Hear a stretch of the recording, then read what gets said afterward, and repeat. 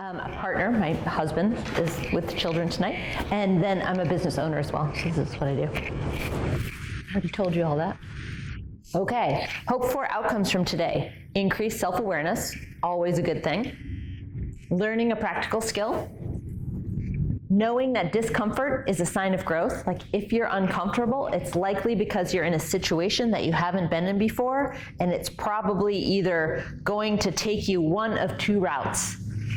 The route that you normally go, or a choiceful route. And hopefully we'll give you some ideas of a choiceful route today. Okay, so here's my little communication failure. On July 14th, this past summer, my partner and I were out climbing. We were at Index. We were doing the first climb of the year. I had broken my toe in January, so I wasn't really out climbing very much. And so the kids were at a knife building workshop. They made the coolest knives, which we saw a couple of days later. I'll tell you why.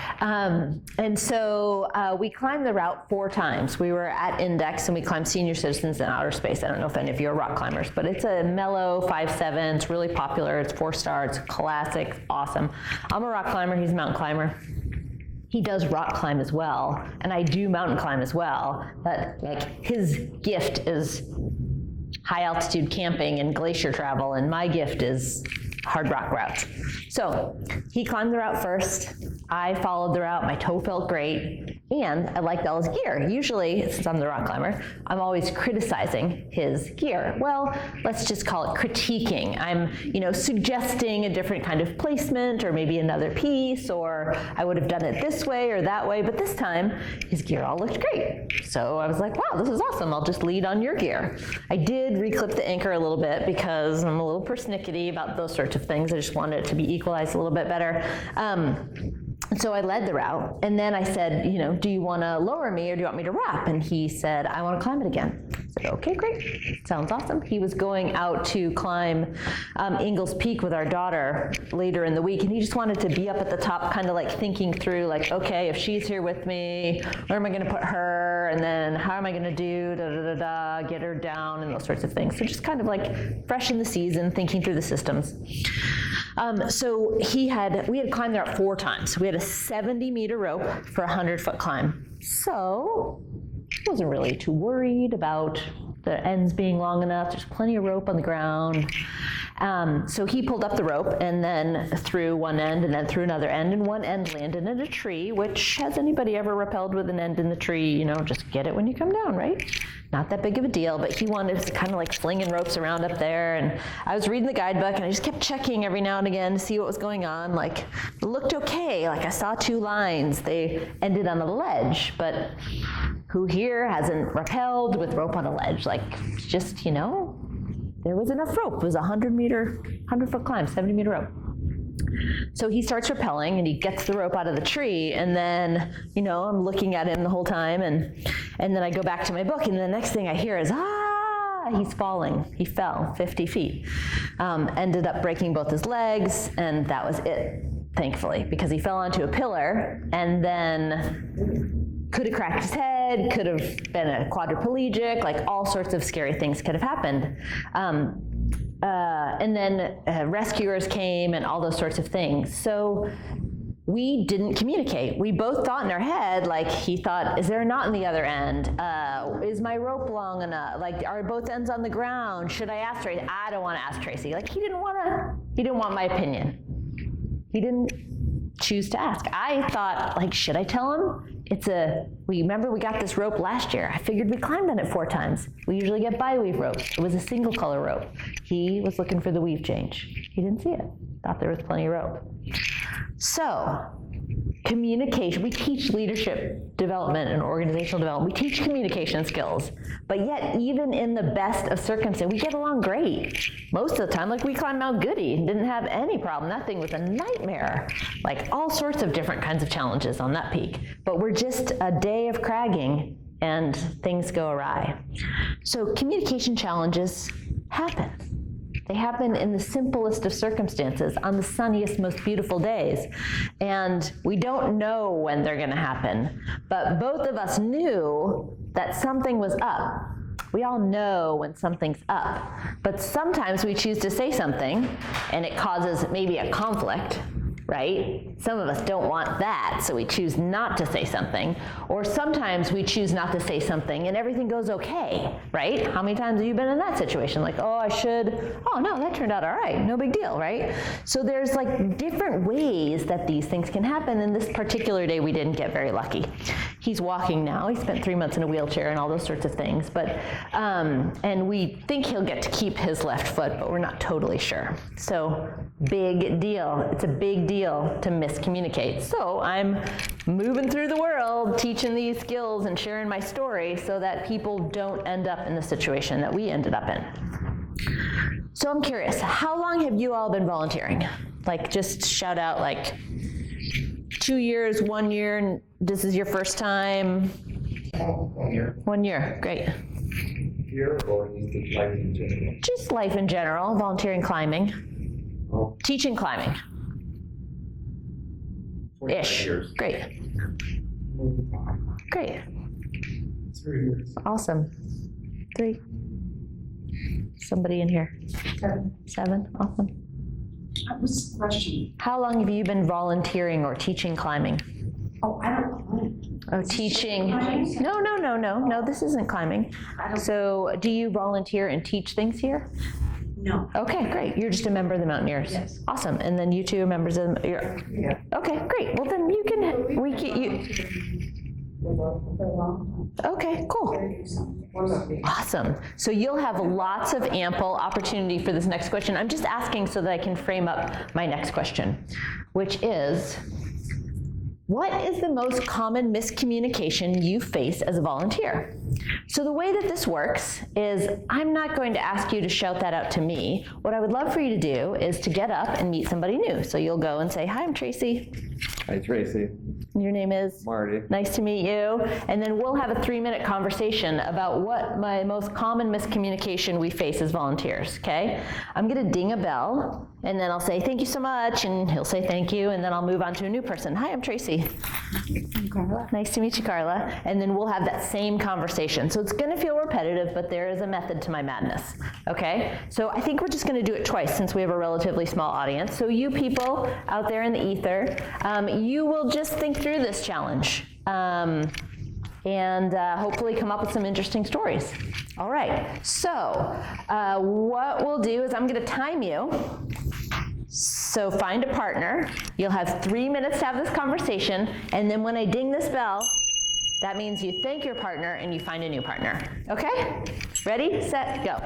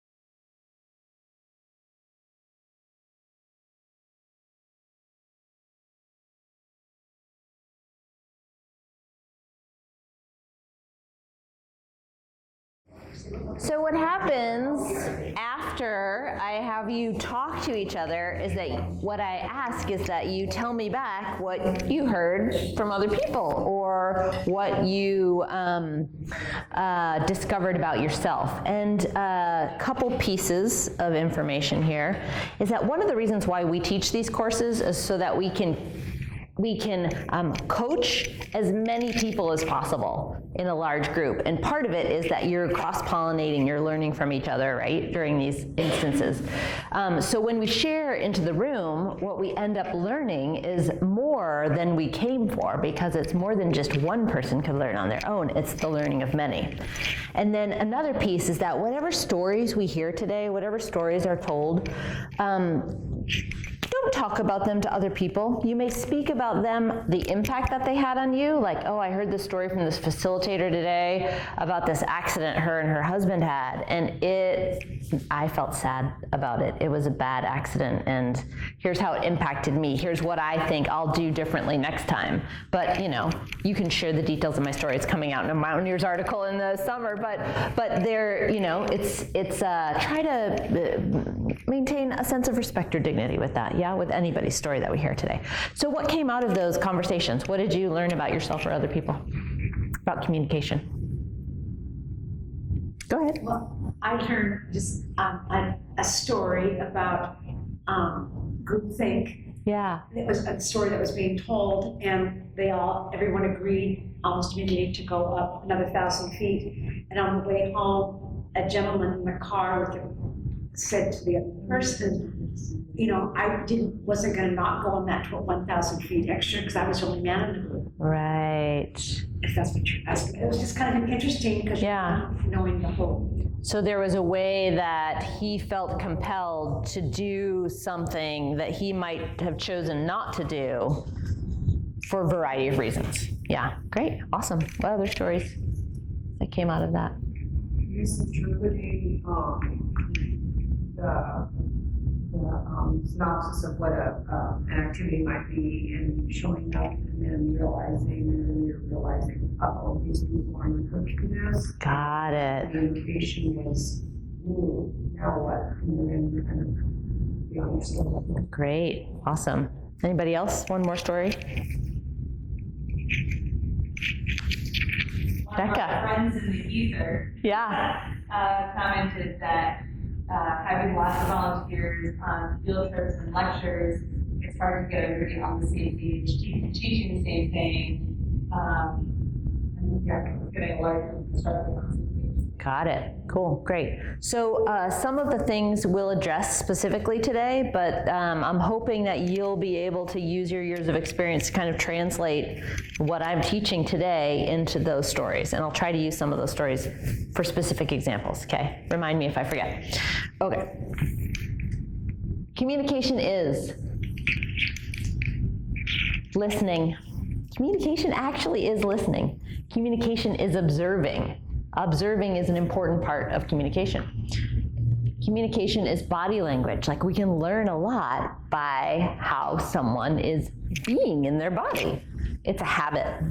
Our way of communication is a habit. There are many ways, but we fall into our habits, which we'll find out a little bit about later. It's boundless. There's so many possibilities to communication. And nuances and art. It's an art form, communicating. It's emotional. And communication is our words. And that's normally what we think of as communication, but it's so much more than just that. What gets in the way of communication? So here's a few that I have. Power dynamics, relationship, water under the bridge. I didn't want to bother him. He didn't want to bother me, Different filters of what is dangerous or important to share, right? We all come to the world with a different way of seeing it, and sometimes those are very different. Distractions, practice or lack of practice, and time. What other things get in the way of communication? Usually I don't pop that up right away, and then your minds are like open and free, but maybe that cut you off. Yeah. Probably both of these, but maybe pride sometimes. Great. Yep. Beautiful. Yep. Maybe like experience level versus inexperience. Like if I'm an inexperienced climber and I think something's dangerous, I might not say something to the experienced climber because of my pride or those sorts of things. Yeah. Awesome. So, centering, increasing your ability to be overtly aware. So centering is like mindfulness. Does anybody here have a mindfulness practice that they do? No? Do you? I meditate. Great. And what do you do to meditate? I just have quiet time. Okay. And usually, sometimes I just silence, but sometimes I have a little app that just has this really quiet. Beautiful. And what benefit do you get from that? I feel so much calmer. Relief from her husband. Definitely, I think I'm noticing a difference. Yeah. Do you notice a difference? Yeah. High energy and like, you need to get back on your schedule. Yeah, beautiful. So some sort of mindfulness practice, whatever it is, and we may have ones that we don't know we have, like sometimes just taking a deep breath is a mindfulness practice. Like, let's just do that now. Let's just feel what it's like to breathe. We don't often do that. Yeah, go ahead. Actually, for me, being out in my garden, Great. I lose track of why I came out there, Yeah. what I was doing, and how did I get to do this. And I started out doing that because it just is a kind of calm. And do you feel different when you're done? Oh, yeah. More like yourself? More connected?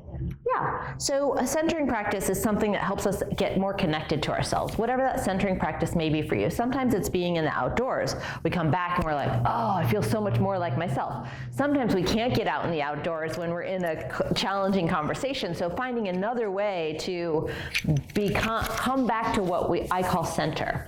And center is just a place where we know ourselves. And one of the reasons why it's important is because when we get triggered, has anybody in this room ever been triggered before? Ever lost it on somebody for just like, they don't know why, or you don't know why, but you just lost it? Yeah. Okay, good. Glad we're all human. Is that one of the things that happens when we get triggered is that sometimes we know we're triggered when it's really bad, but we don't necessarily know that we're moving toward getting triggered. And if we know ourselves as centered, then we can start to know that fine line that we end up crossing when we get too far and we do something that we regret doing later. And so knowing whatever center means to you, and it's a process of discovery for everyone. It's not something that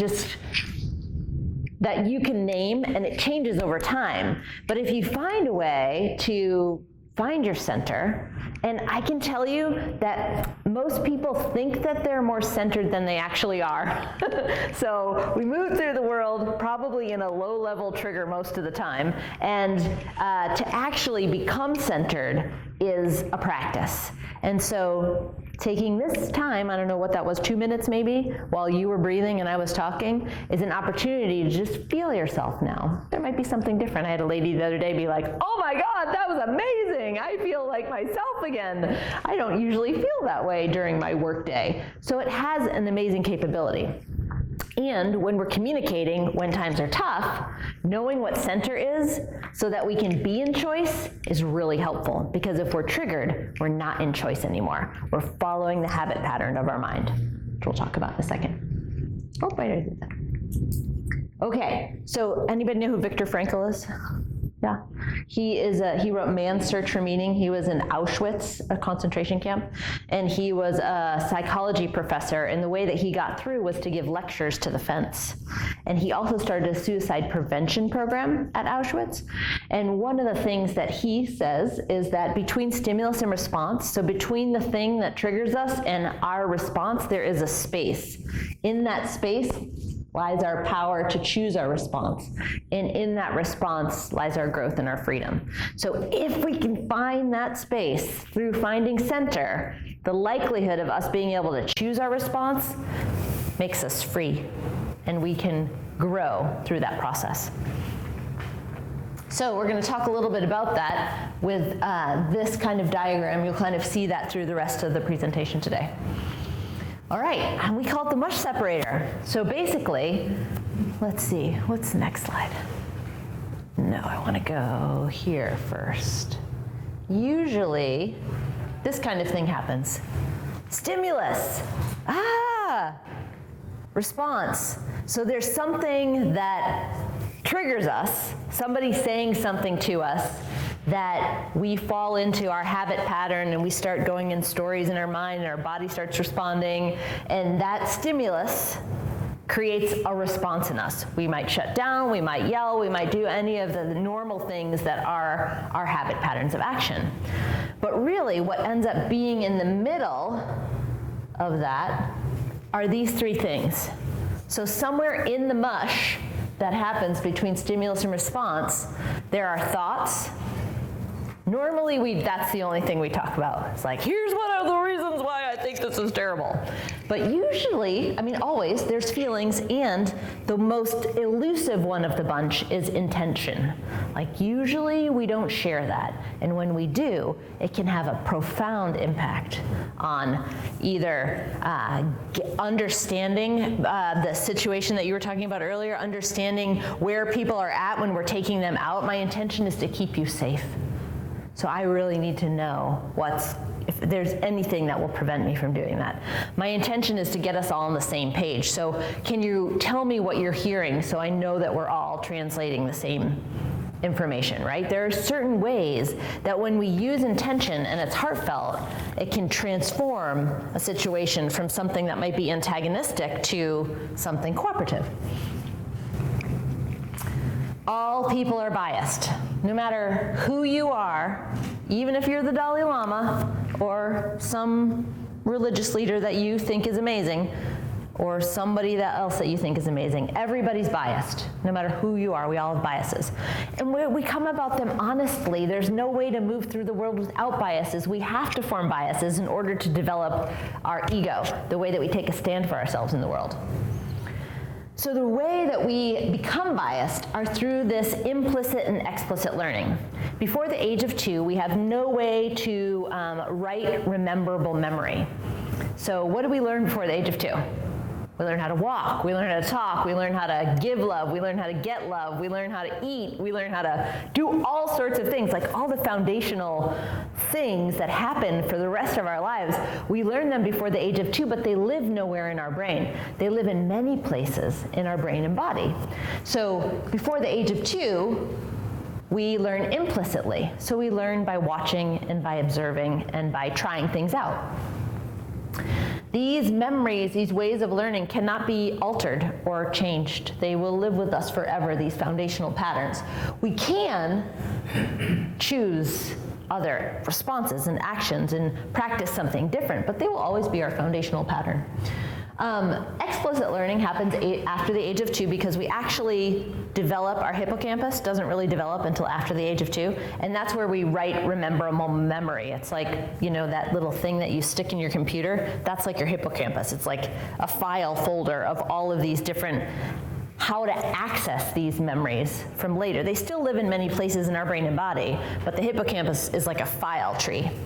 And we can remember certain things. They're learned through observation and instruction, but they live somewhere in our body and mind. They can be altered, and they're layered onto this early learning. And this is important when we're moving through the world because everybody has this foundational learning platform, no matter who they are. So when we see people's responses to things, we can see them as a small child learning something like that from their family system and recognize in ourselves that, like, oh, I know the things that I learned from my family systems and what I've reified, what I've practiced over time that still exists, and this must be something that they've reified and practiced over time that still exists, right? And we have a little bit more empathy for people. Okay, so now I'm gonna get you talking. So these are the sites of shaping. And basically what this means is that implicitly we begin as an individual shaped by our family system, whatever that family system looked like. So there are ways that we learn to be us through that system. And there are ways that we learn to communicate. And then there are patterns that happen in our family system and our intimate network, maybe cousins and those sorts of things. And then community, institutions, social norms, and historical forces and spirit and landscape. So for me, I'm gonna tell you a little example. Start with me. I was oldest of 3 girls, so I'm a little bossy, which is why my partner doesn't like to listen to me sometimes when he's on top. He'll never do that again. So, you know, maybe appreciates my bossiness in a new way now. My dad was a Vietnam vet, and so I learned to be in the world. I wanted to be my dad when I was little, and so I learned to be very stern and, you know, very, people say militaristic in my style sometimes. times, but I run a tight ship. In the community that was around us, we lived in, we were part of a church, a Catholic church, so we had lots of community members. We went to church every Sunday, those sorts of things. Institutions, I went to public school, what other institute, college, those sorts of things. Those are like larger institutions that kind of shape me. Maybe you all worked in one organization most of your life. That would be an institution that maybe shaped how you see the world. And then social norms and historical forces. So depending on when you were born, different things shape you over the course of time. Like what the things that were happening when you were young shape the way that we see the world, shape what we think is possible. Like my children have a whole different perspective. Like they know climate change exists, and if you believe in that sort of thing, and they know that they're worried about that. I was never worried about climate change till I was, in my 20s, but they're 12 and they've been worried for years, so that's shaping them differently than any of us in this room were ever shaped. And then spirit and landscape, like where are you from? I'm from Massachusetts originally, but somebody who was from Mexico or the Southwest or Iceland might have a totally different experience of the world.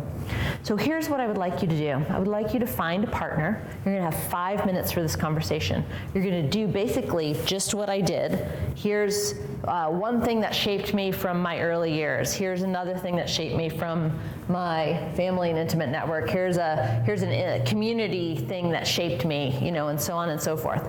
Make sense? So 5 minutes to have the conversation that I just had by myself, but you're gonna have it with a partner, okay? So you have 5 minutes, find a new partner, introduce yourself, and go.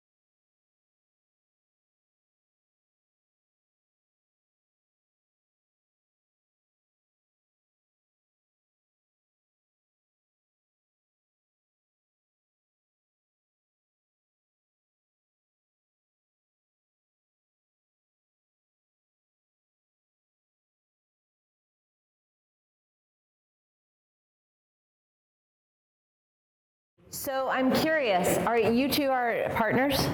Yeah. Did you learn something new about each other? Yeah, we did. Awesome. Love that. We offered dinner right home.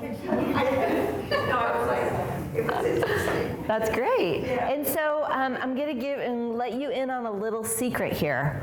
All of the things that I'm doing today are things that you can also do or bring to your groups. So small group conversation is always an amazing way to soften the group, to find out what's happening in the room, to find out what people are learning, to get people to know each other, to be in different kinds of conversation, right? It builds community to hear about people's stories. Like, I don't know how many opportunities we get to share a little snapshot of our historical shaping, but not very frequently do we get that opportunity. So that's my secret. There's more to it than just having you do these exercises. And then what about,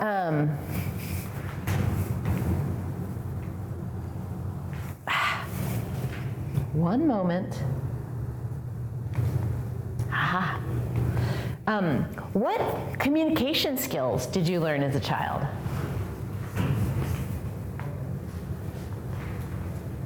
I learned how to yell. That was one. Oh, did you just say that? Nice. Yeah. I learned how to yell, and I learned how to tell people things, but I didn't really learn how to share my opinion in a way that I wasn't encouraged to share my opinion in a way where somebody was curious about it. So that's kind of the skill that I went into the world with and thought that that was I learned from my dad and my mom, and I thought that that was the way that people communicated as grown-ups, right? And so that's what I did, and sometimes it worked, and sometimes it didn't work very well. People didn't really like to be yelled at. People didn't really like being told what to do all the time, especially from a tiny person who has a large voice and is the oldest person in the family, so was used to giving orders. So there's things that we learn, and what's my second question? What were you explicitly taught? Well, what I was explicitly taught, and maybe some of you can refer to this, is like children are to be seen and not heard, right? I was explicitly taught not to speak at certain times, which I ignored all the time, but I was still, that was like what they were teaching me, and implicitly they were teaching me these other skills. So there's all these, not only do we have these filters, but we're taught how to be in the world through our family systems. Not that it's wrong or right or like, it's just what it is. So when we encounter people in the world that have a different style than us, they came about that style honestly, just like you did. And we can all learn something new. And when we learn something new, we have more choices, which means that when we meet new people, we can be in connection with them in a different way. And it's so much better to build connection than sever it.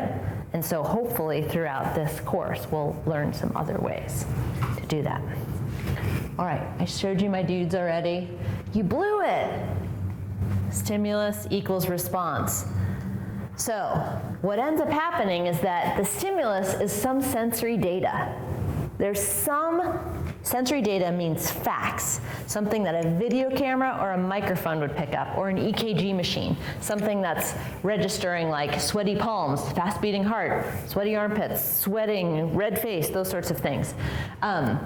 And then usually there's something that we pick up in the world, sensory data, and then we move to an automatic action. We just take action, whatever that is. It could be yelling, it could be bossing people around, it could be, I also learned to, when my dad was mad,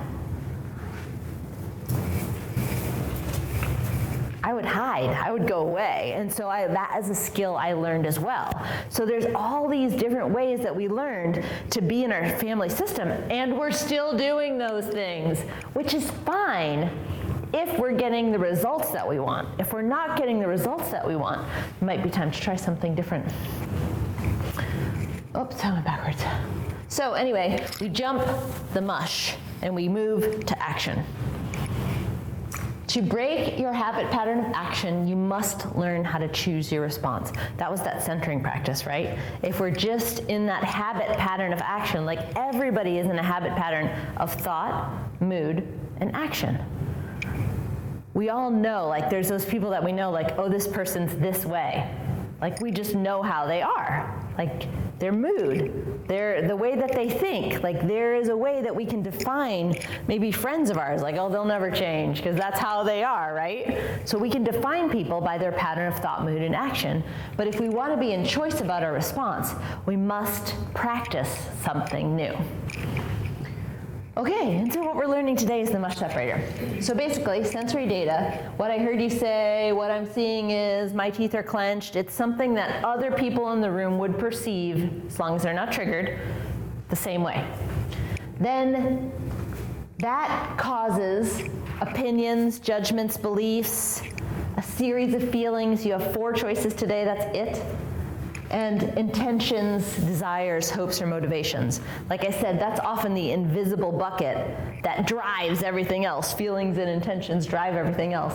And then there's usually some sort of wanted action. So I'm not necessarily expecting you to take the Mush Separator with you and be in the world, and although it would be great, there's cards over there, you could have it with you, and we're gonna move around with it in a little bit, but my hope is that you know that there's a pathway through the stimulus and response place, and that there are certain things that are important to add to that.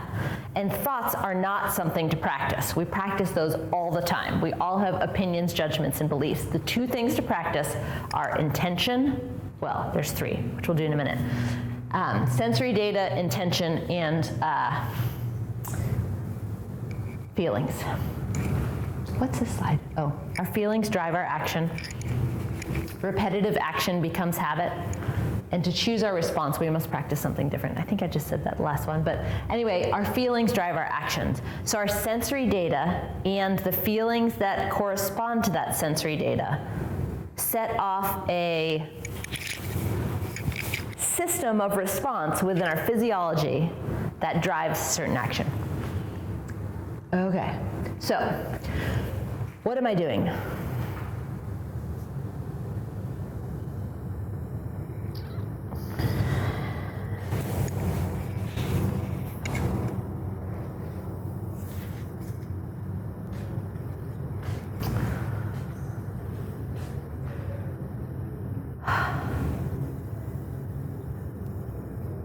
What am I doing?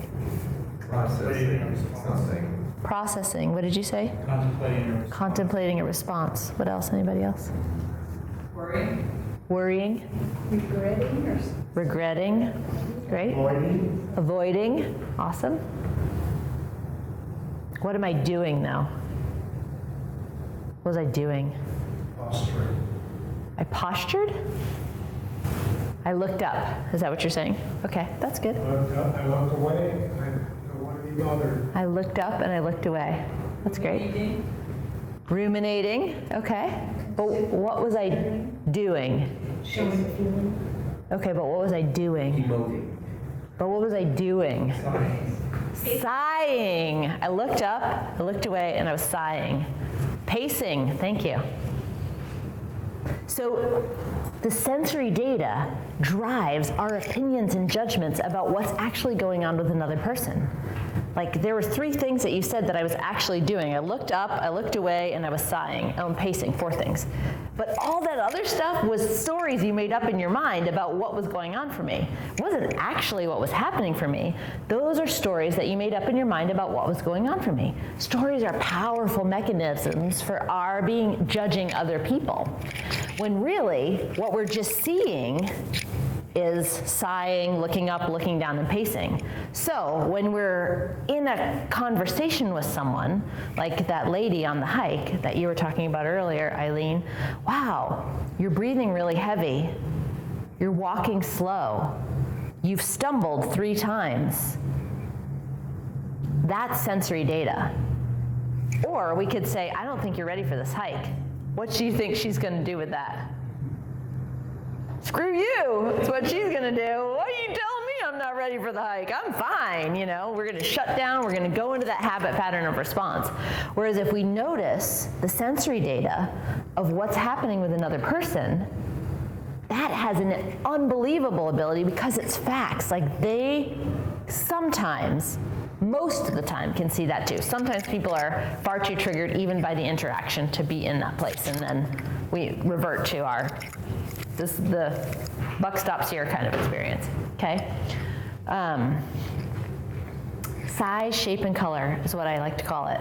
So we just notice what is happening in the moment. So the sensory data is like, what are you seeing, what are you hearing, and what are you feeling in your body? You're not feeling sadness, you're feeling that your eyes are watering. That's how you're feeling sadness. I'm feeling angry. You could be feeling angry, but the sensory data is that my heart is beating and my face is red. With me so far? Okay. All right.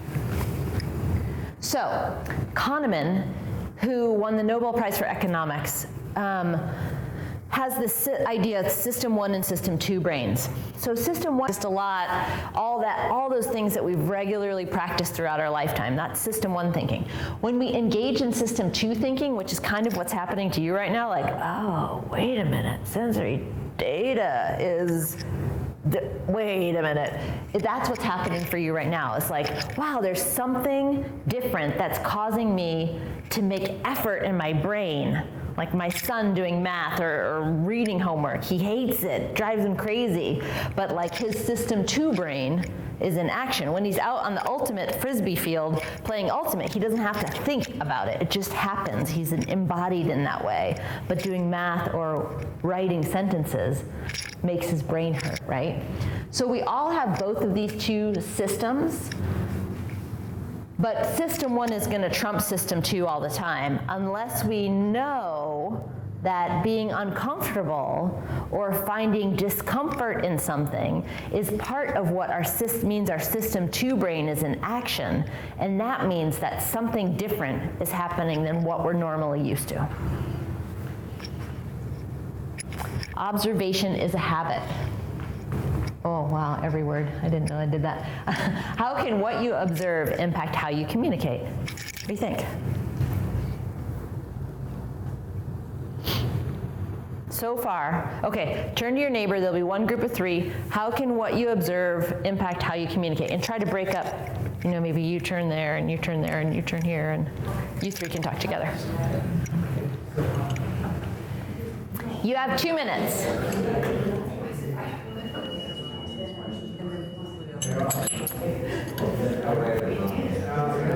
All right, what did you get out of that one?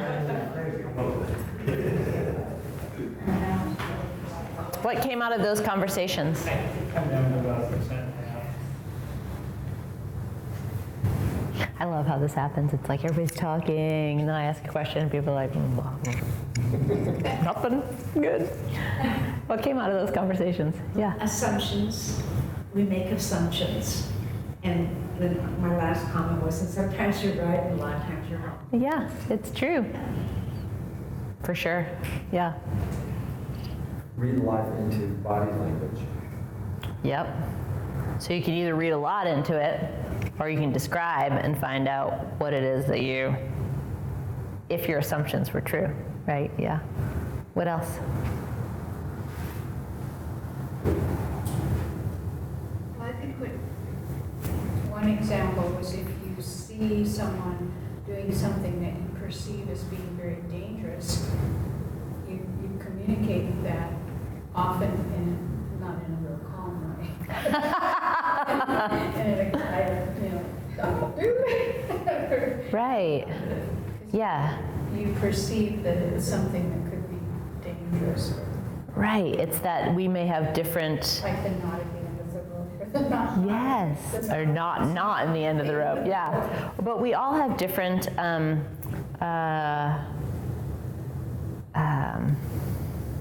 Levels of risk.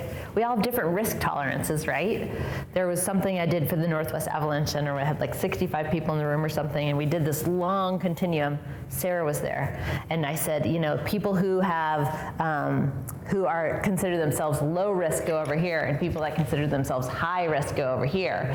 And then I folded the line, and the people that were low risk talked to the people that were high risk, and what they found was that there wasn't really that much different between them, which I thought was interesting. And then we folded it again and we did something else with decision making. But it's interesting to, you know, work with your perceptions. They're both working with data, but just in different ways, right? They just have different filters of what they think is high risk or low risk. So this morning, I said to the gentleman who pulled up at the gas pump in front of me, "Sir, that's a diesel pump." And he was not offended. Great. Great observation. You stated the fact that a video camera or a microphone can pick up. That's awesome. Way to go. Yeah. So that was stating a fact. That's great. And he took it well. He took it well. Instead of saying, you're pumping the wrong gas. Right. Right. Yeah. And he would have been like, What? what do you mean? And then he would have been disturbed, whereas, right? It's just these subtle things that trigger these responses inside our body that take us on this journey of our habit patterns of response. Okay, it's not gonna go, are you? No. Where are we? Here we are. Okay. Whoops, went backwards. Oh, we all react, right?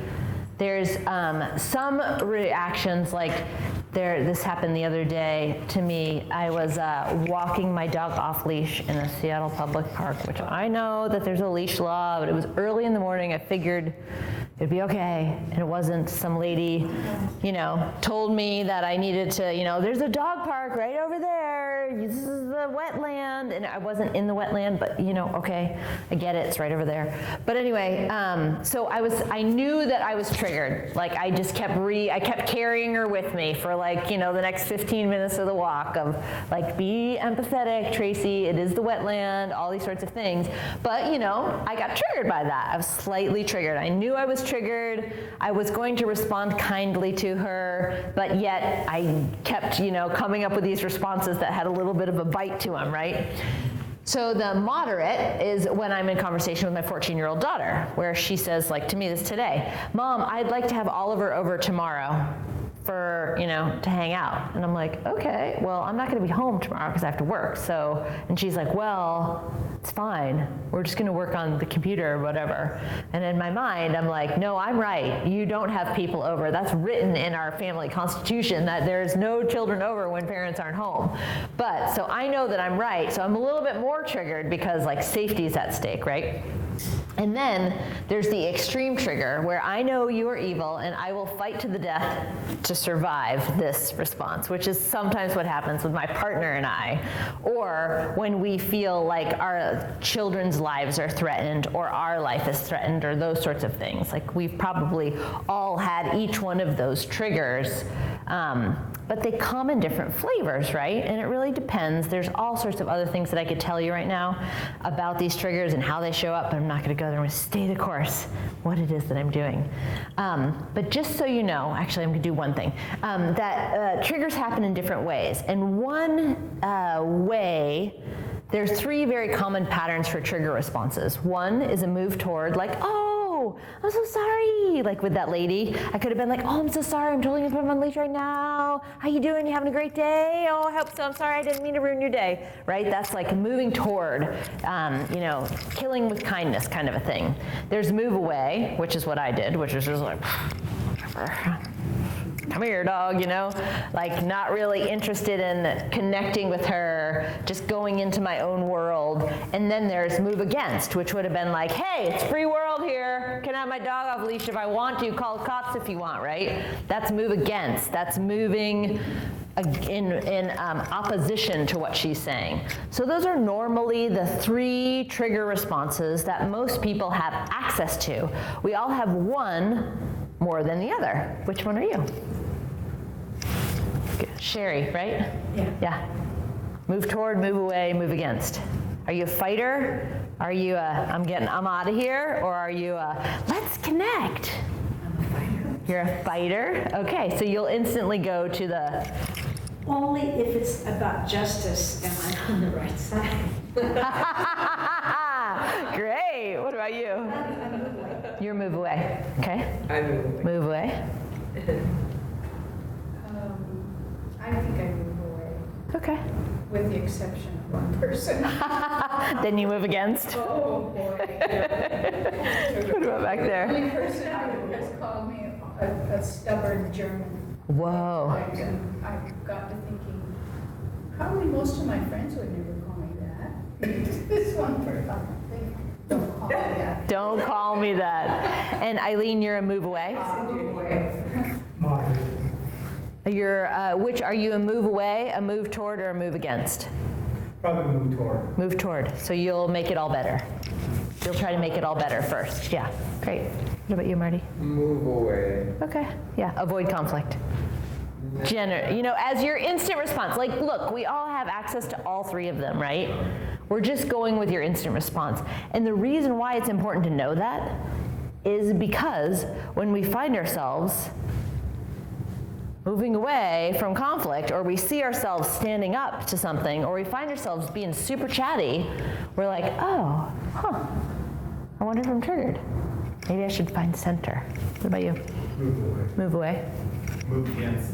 Move against. Great, yeah. So it's okay. We all are human. We all have different ways that we learn to respond with that is both biological and something that we learn from our family system. Everybody has the same thing. And we all have access to all 3 of them. Can we choose? That's the question. Okay, so in between stimulus and response is the body. So we walk around with this thing all the time, and we have learned that the body is a mechanism to get us places. But what science is telling us now, which we used to know a long time ago, is that the body is not a vehicle to move us around. The body is actually making a lot of the decisions. We think that we're making them in our mind. So, we show this all the time. Who's in charge, the elephant or the rider? You had a head turn to the side. Good question. Yeah. The elephant can go wherever he wants to go. The guys on top just go for the ride. Exactly, yep. The rider likes to think he's in charge, right? The rider hopes he's in charge. But if the elephant gets spooked, there's nothing you're gonna do to stop that 6-ton beast. So the elephant is our body. Like, remember how I said that we're often triggered more than we think that we are? There's usually some sort of low level, in this society for sure, stress response is like all constant, like we never relieve our stress response.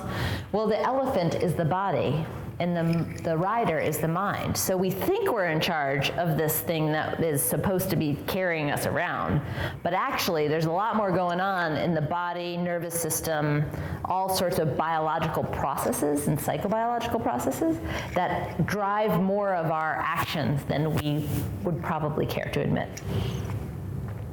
Our body runs the show. So, remember how I said that there would be that model throughout the thing? There'd be red, yellow, green.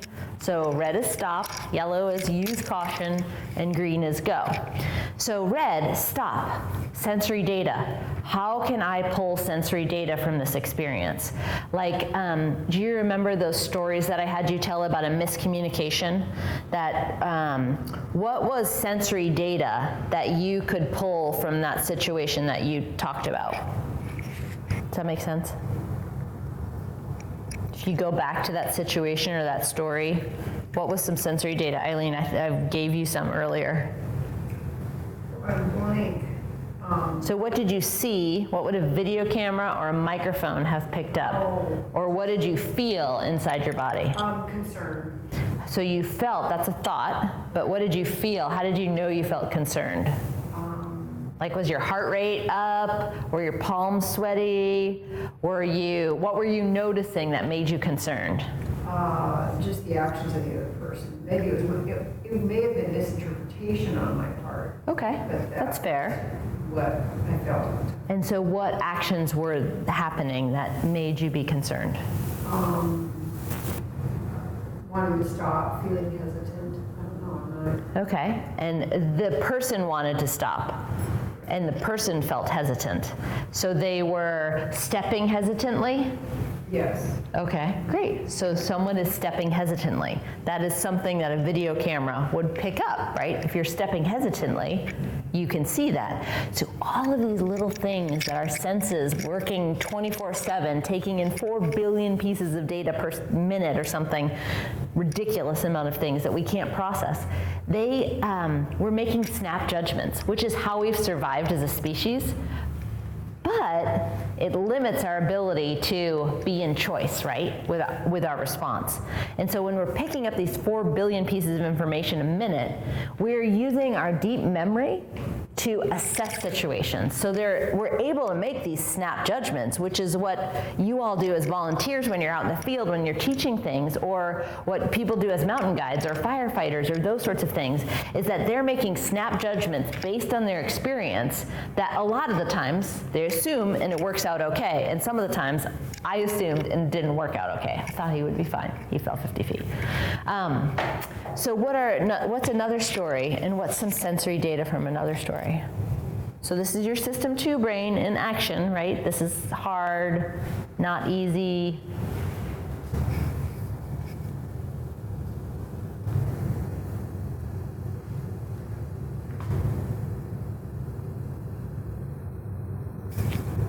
Okay, turn to your neighbor.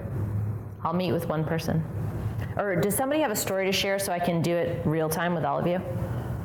Like a story of a miscommunication that happened that we can pull apart. Okay, I've got one here. I was there, but I didn't operate it. There was a hike that was happening, and there was one person who really wanted to hike hard as a first hiker to show everybody how he could hike. Then there was another person who was very weak and unsure. She wanted to be a good hiker. She wanted to be with the group, but she didn't have the physical capabilities. So there was a conflict with the leader being in the center at this time. And it was a tough situation to handle, and I don't know if I could have even handled it very well or not. Right. One person to slow down, you're not going to tell the weak person to speed up. Right, yeah. I mean, now you're going to be in conflict with this person? Probably. Could be. Yeah, for sure. And so the things that you picked up were, had you started out on the hike and found out this information, or was We this were well underway in the hike. well underway in the hike? Okay. So that was some point where you all gathered together. No, it didn't happen quite like that. Okay. We were hiking as a group, Uh-huh. and one person would start to kind of crumble a little bit because the hike was too much. Right. And the other person, the male, he wanted to hike really hard and sweat hard, like, he was in a gym or something. Right. My estimation, it would have been more benefit to the group if he would have brought those two together and say, Here's what's going on. Yeah. So the data that you were pulling was that one person had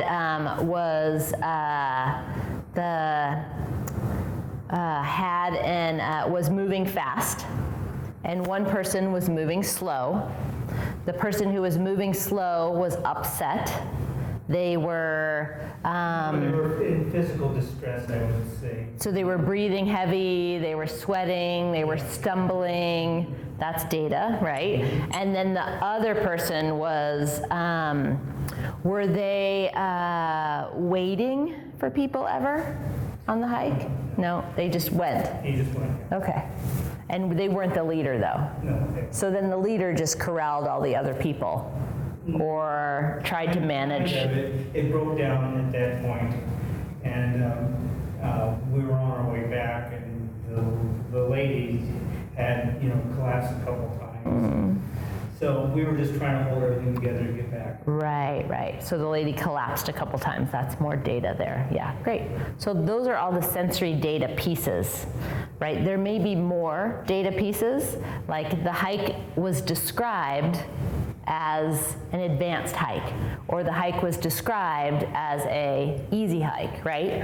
That may be more data that we could pull, that everybody read the same thing. Or we might find that there was a description, I thought we were going on this hike, and I thought we were going on this hike, right? So that's more data that we could pull. What would be some other data that you might be able to pull from that experience? Find out their physical level. Great, so a subjective experience of how fit they are. Yeah, so you could ask them that question. So that would be, I asked them the question of their physical capability. And then they would respond with their subjective experience. And what if you, what would be data that would tell you that they might be overstating their qualifications? Just from their actions. So what would their actions be that would tell you that?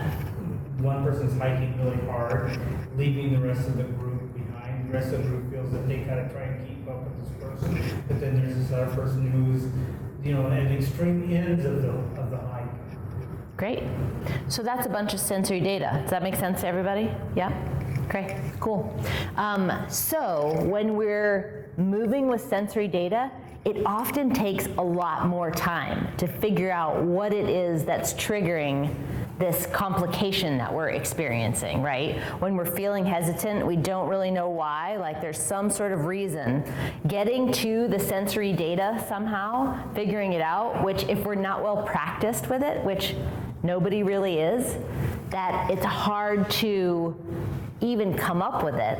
So the best thing to do is to practice naming those things in your daily life. Naming sensory data. Okay, we're gonna practice in a minute with all of these things. Okay, it's a lot of words.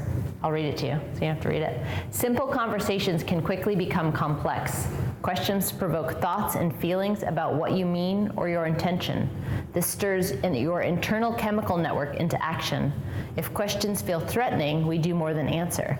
We activate networks inside the brain and body to handle the threat. Whether the threat is a real threat or whether we perceive it to be a threat. So that gentleman might have felt like, hey, I'm out for the day, I want to hike fast. And the lady might have felt like, hey, I'm doing the best I can. Why are you making me go so fast, right? Like there's all sorts of stories that can be generated just from that conversation, that hiking experience. And I'm sure that each of you could name an experience and we could digest it through that filter right there. Okay. Second one is slow down. Remember, that's the bubble where our thoughts, intentions, and feelings live. What makes slowing down hard to do? Yes, Becca. Feelings. Say more about that. I mean, if you are reactive, if you're scared someone's gonna get hurt, force yourself to slow down. It's like, it just doesn't work. If you're angry, your instinct is to react. If you disagree, your instinct is to react. And so I just think, I know for me, I have to like stop and use things like, so say more about that. It forces me to slow down. Totally. Like insert words, which takes space, so I slow down. Got it. So you use active listening. That's what that would be, to slow down a conversation or an incident that might be happening so that you can find out more information about what's going on, and then you can make the right choice. To force myself. Yeah, totally. Yeah, we all have to find, something that stops the wheel from turning, right? So that's great. So what else makes slowing down hard to do, right? Is all those same things that I mentioned in the beginning. What makes communication hard, right? It's water under the bridge. Like, I know where this is going, right? We all have that with our family systems, I'm sure. Oh, Dad, Mom's at the table, this is what's gonna happen. Like, we just have an idea of where it's gonna go, and sometimes it goes that way and sometimes it doesn't. But do our assumptions make it happen, or does it just happen no matter what? What else makes slowing down hard to do? What else do I have on that sheet? It's like a quick resolution to whatever's in. Great. In order to do what? Get on the agenda. Yeah. Exactly. Time pressures. That makes slowing down hard to do, right? Sometimes it could be the safety of a situation. Like, this is not a safe place to have this conversation. So then we need to maybe put the hammer down. So slowing down is challenging. So we don't see the world as the world is. We see the world as we are. So we project what we think the world is through those filters that we have, right? And so when slowing down, when we think something should be going faster, somebody should be hiking faster. When we think somebody should be hiking slower, there's all sorts of judgments and things that get in the way. And so that is why we use the Mush Separator. So thoughts are everything we think. They add context, right? They help us kind of flesh out situations. Without the ability to think, we wouldn't really be able to describe the sensory data. We wouldn't be able to talk about our intention. We wouldn't be able to share our feelings. So thoughts are really important. And our judgments and opinions are important. I'm not saying that judgments and opinions are bad.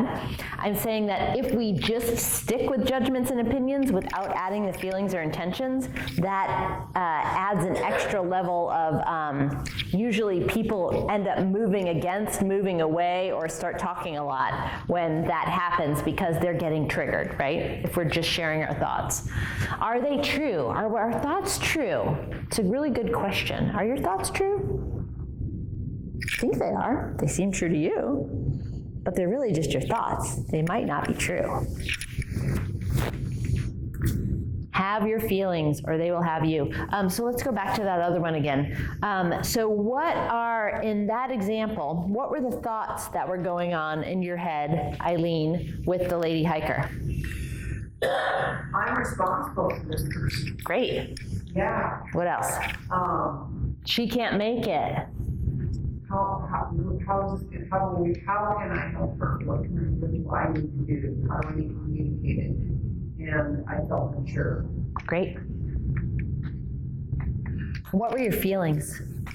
If you had to choose mad, sad, glad, or afraid?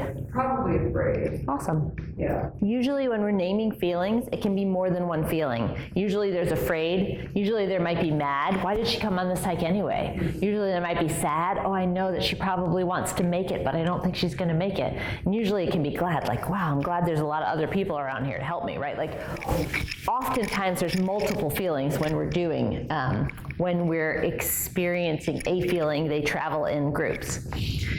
And then the body reveals our intention.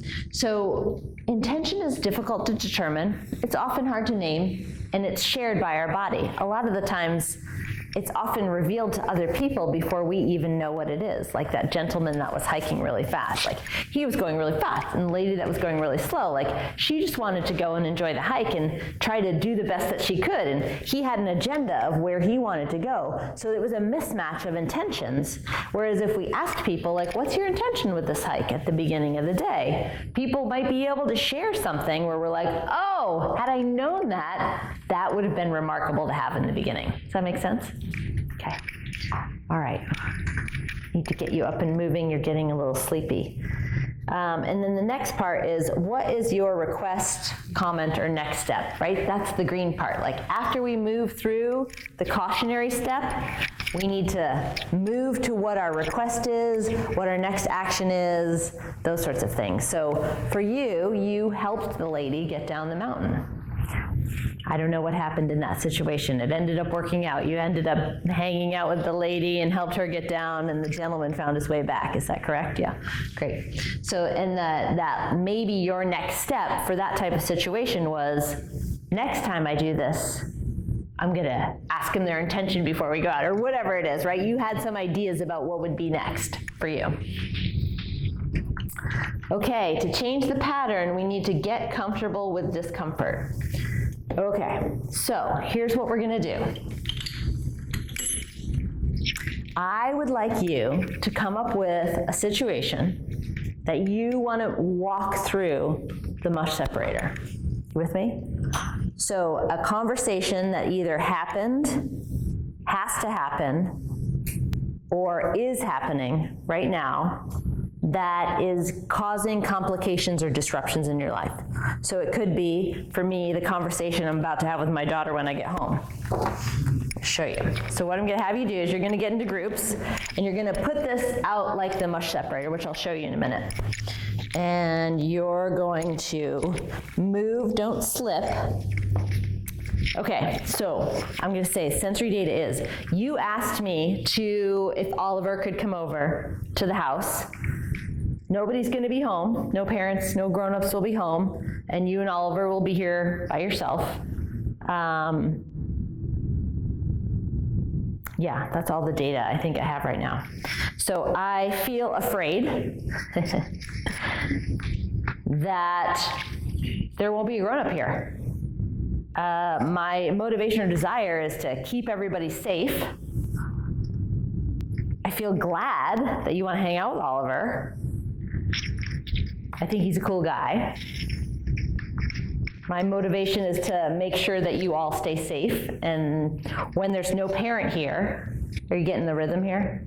So each time I'm switching gears between those things, I'm moving my body, right? Remember that whole implicit memory, explicit memory thing? So my body is learning that there's a trigger that I need to move when I'm talking about my feelings, or I need to move when I'm in my motivation or desire, or I need to move when I'm going to thoughts, or I could move to sensory data. Like maybe she'll say, we're gonna do our photo book together.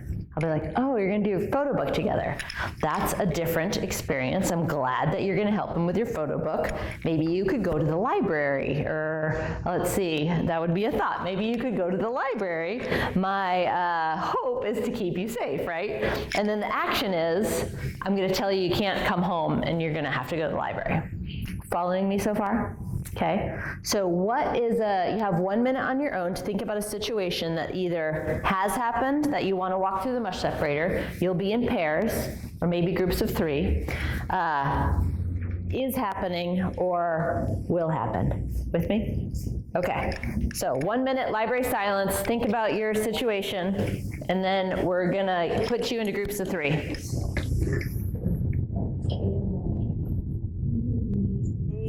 Parent, sibling, child. It could be a conflict that you had with the grocery store attendant, or somebody, I don't know that driving your car would work, but we could try that. Okay, time's up. All right, who's got one? You have one. You have a question? No. Oh, go ahead. Oh, do it for the whole group. We don't have to do it in front of the whole group. I was going to put you into groups of 3, but does everybody have something? No? Nobody has any conflict in their lives. Love that. That's amazing. How does that happen? I feel so happy for you. I have something. Okay, so 2 people have something. Okay. You have something. I have. All right, well, let's do a group of 4 and a group of 3. Let's see, how's this going to work? Okay, so tell me your thing, and then I'll figure out what we're going to do. It really is going to work, but a neighbor who always brings up something about politics, and I have no interest, and it's always contentious. Oh, God, it's that whole thing of it's Trump, and it's this, or it's that, and it's like, you know what, so there's, So walking that through the Mush Separator. walking through the, yeah. Okay, cool. Like, how do you get out Great, of, great. I'm already That's awesome. prepared for the 2020 election, because people are all opinionated. It's like, I love it. All right, what's your story? I bring up the need for an agenda at a neighborhood council meeting. Great. Advance agenda. Awesome. So you want to know how to walk that through the Mush Separator. Awesome, great, I love it. Okay, and then what about you? Do you all come up? You think you have something over there? I'm a Boy Scout leader, and one time we were on hike last year, and the senior patrol leader decided we should take a route that was very difficult.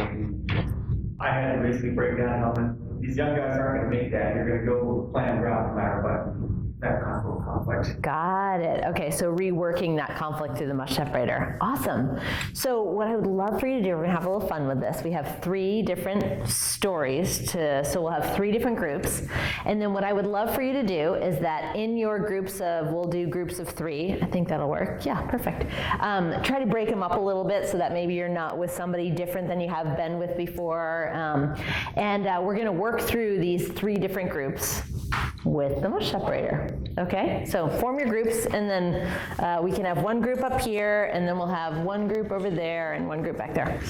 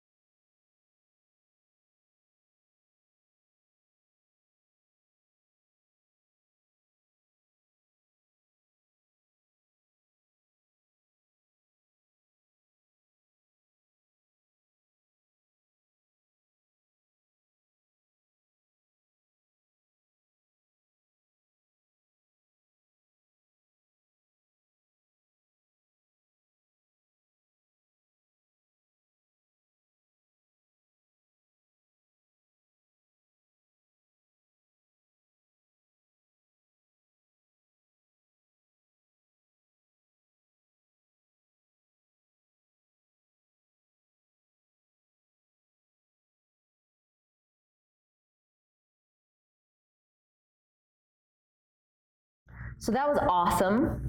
I imagine that a little bit of what you're going through is what this is, which is the stages of competence.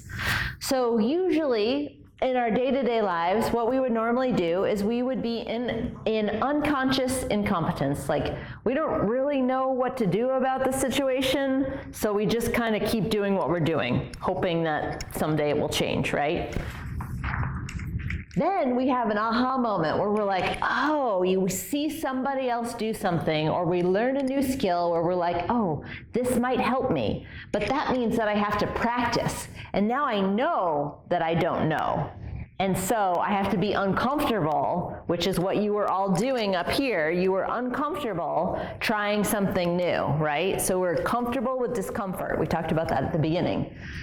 And then what ends up happening, if you practice enough, right? This is the awkward stage from going from being conscious of our incompetence to becoming consciously competent. It's awkward, right? It was awkward, like sensory data, what, oh, feelings, no, oh, thoughts, oh, hang on, no motive, okay, no, back to sensory, like, it's awkward when we're trying to learn something new, when we're trying to sort it all out and tease out something different from what it was before. And then, if we practice enough, we end up getting to mastery, this unconscious competence, which is what, it's like after practicing this thousands of times, I can begin to pull it out of what the things are that fit in each bucket, and I can tell you where to move on the screen. And so what I'm hoping that happened for you through this experience is that you either learned something new about yourself, you learned something new about communication, you learned something new about your body or centering or anything. I would love to hear it. So we're gonna all come up here and form a circle. So, I would love for you, thank you so much for coming and for participating tonight, even if you didn't really want to participate in some of it. I really appreciate it. And I would love to hear what you're taking away with you. So one word, it can be one word or a phrase or what you got out of today that was maybe new or different for you. Or maybe the same, but just a reminder. Yeah, and whoever starts will just go to their left. Agree from unconsciousness, incompetence to maybe an awareness that I'm not competent. Feeling maybe not quite so awkward per se next time, hopefully. Great, awesome, thank you. Yeah. Centering. Maybe I need to learn how to center myself. Great. My intention is to get us back safely. Awesome. I learned that I had a lot of fun working with you all today, and I really appreciate your time and the way that you listened to me and my stories today. To continue to work on the hard part of listening and the space of time between stimulus and response. Great. And to just listen, so I make a good response. The power of attention. Great. I was thinking of remaining open, trying to be open and acknowledging that everybody's filter is very, very different. Beautiful, thank you. Extended that time between stimulus and response to think about the situation a little bit more, and don't jump to conclusions. Listen to what they have to say. Awesome, thank you. To think about the origin of the intent of the person that's talking and to spend more time in that caution zone. Great. And just really taking time to process sensory data. Great. And filtering out what's real data and what's not. Awesome. Yay.